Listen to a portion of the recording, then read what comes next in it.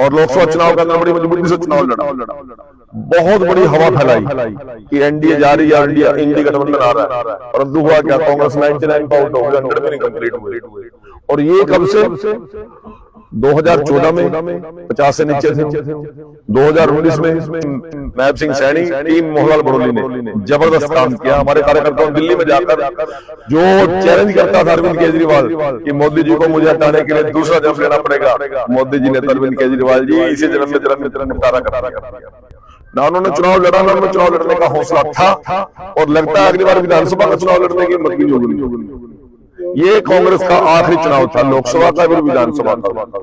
वो तय था, सर्वजीत की वर्किंग पिछले 3 साढ़े 3 साल की जबरदस्त रही है, और पूरे समाज को, मैं आपको मेरे पास शब्द नहीं है, कौन सा वर्ग ऐसा है जिसको सर्वजीत अपने मंडल में साथ लेकर नहीं चला, और 24 घंटे 7 दिन ये काम करने वाला कार्यकर्ता है, और सिख चेहरा हमारे पास। तो सर्वजीत में कोई ऐसी आयु के हिसाब से, वर्किंग के हिसाब से, सिख चेहरे के हिसाब से हमारा मजबूत नेता है सर्वजीत। इसको मंडल अध्यक्ष बनाना था, पहले से तय था। ये तो पता नहीं क्यों किसी को गलतफहमी थी कि सर्वजीत को द्वारा मंडल अध्यक्ष नहीं बनेंगे।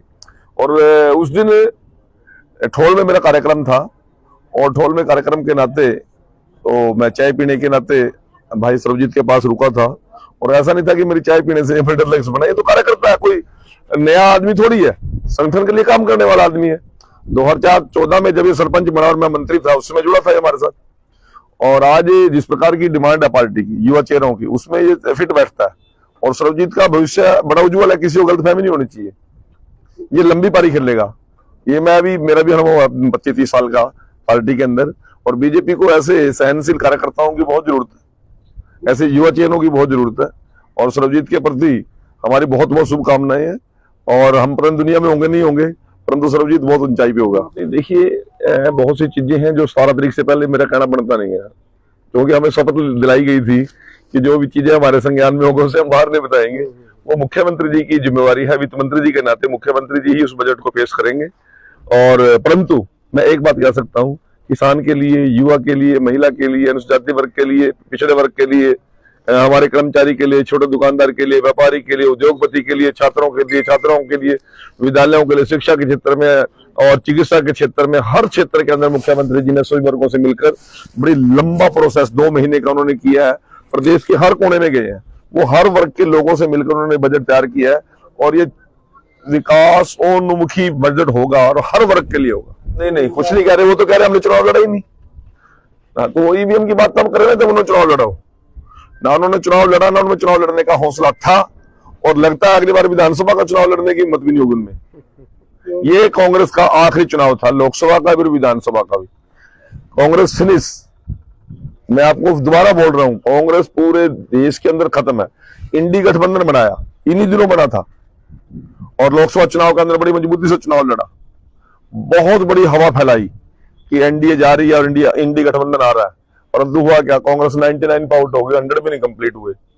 और ये कब से, 2014 में 50 से नीचे थे वो, 2019 में 54 थे, और 2024 में 99। और आज परिस्थिति क्या है कि पूरे देश के अंदर कांग्रेस का सुपड़ा साफ हो चुका है। हरियाणा प्रदेश के अंदर बड़े उत्साह के साथ बड़े वाहनों ने वातावरण बनाया है कि कांग्रेस आ गई, कांग्रेस आ रही है, भाजपा जा रही है। घर घर के अंदर ये प्रचार किया, उसी के कारण ये 31 सीटें आ गई, अदरवाइज तो कांग्रेस कहीं थी नहीं।